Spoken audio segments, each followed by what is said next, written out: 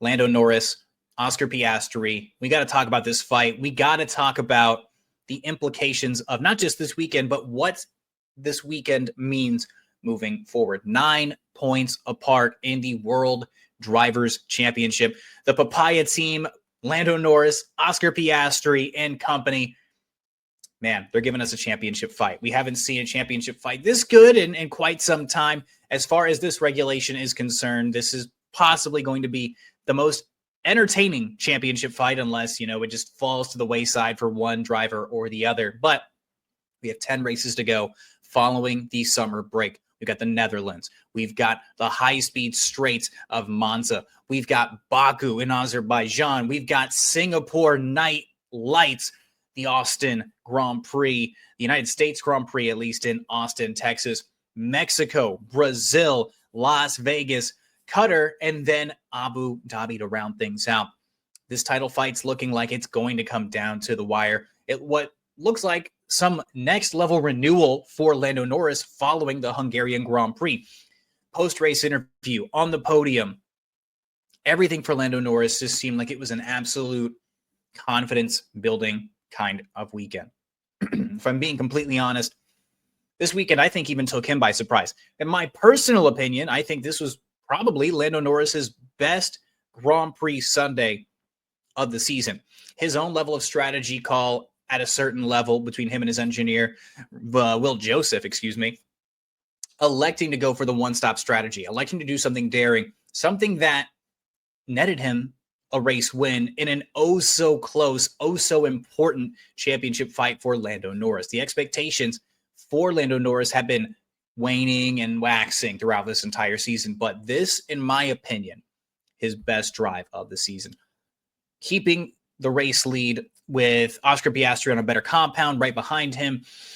A nice strategy call, keeping things on track as well. Not a lot of incidents from Lando Norris in this race. He wasn't on the back foot. He was the defender, right? And keeping track position in Hungary a little bit easier with just the characteristics. There aren't a ton of passing zones within the Hungaro ring. But for Lando Norris, this was just an incredibly impressive day. Between here and Austria, I would say it's a contender for top performances of the season for Lando Norris.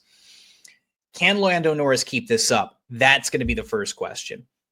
I want to see the trend first. I want to see a little bit more consistency out of Lando Norris. What we saw at the Belgian Grand Prix was some level of inconsistency when it came to trying to chase down Oscar Piastri for the net race lead. What we've seen from Lando Norris leading races at times, or at least being in position to win races at times, has been a bit of inconsistency, a lack of the clutch gene, so to speak, when it comes to what Lando Norris can do.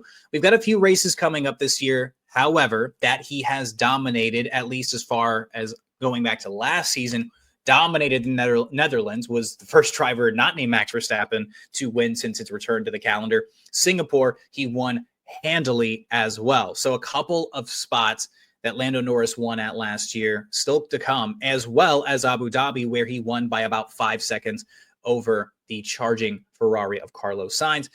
A place where last season, Oscar Piastri had a bit of a foible with Max Verstappen to begin the Grand Prix Sunday. So as far as net race wins, you've got a few that you might be able to bank on if you're Lando Norris, where you've won before, you can win again. You at least have that confidence walking into every single one of those weekends that you feel like you have the opportunity to carve out into the World Drivers' Championship lead. As far as Oscar Piastri, how does he respond? How does he respond from what was another opportunity to win at the Hungaro ring, at least on merit, right? Last year, things were a little bit left and right. They had to make the team had to make a call to give Oscar Piastri his first ever Grand Prix race victory, his first earned one coming a little bit later at Azerbaijan in Baku. But this was another opportunity for Oscar Piastri. He takes it on the chin, takes it in stride. He's still leading this championship, but I think Oscar's mentality is going to be on full display. How he approaches every weekend, the level of consistency we've seen out of Oscar, the racecraft, the defense, the qualifying speed is right there as far as competitiveness with Lando Norris and the rest of the field. So as far as everything else, mental toughness is going to be the name of the game here for Oscar Piastri. You've still got the lead. can you hang on to it now that your teammate has got that much more confidence? Because Lando Norris, for all that I've said over the course of this season in regards to his performance, he's not going away. So if you're Oscar Piastri, the question sort of becomes, how do you squash him back down? How do you keep him in a rearview mirror? How do you maybe drain that confidence? You got to outperform. You got to knock it out of the park on qualifying. You got to have things go your way on race day. And at the end of the day, straight up, simple enough, you got to win. If you're Lando Norris, you got to win. Whichever one of these guys wins out more over these next 10 races, I think is probably going to be the difference maker. Of course, we've got some sprints mixed in there. And maybe it's a redundant statement to say that, right? Oh, whoever wins more is going to win the championship. But it's going to show a level of consistency. It's going to show a level of mental toughness. If they split these next 5 Grand Prix weekends down the middle, 5 and 5, I mean, that's going to be just captivating TV nonetheless. So as fans, I'm really excited to see what's going to happen. For Oscar, he does have a few circuits that he has had some level of success at.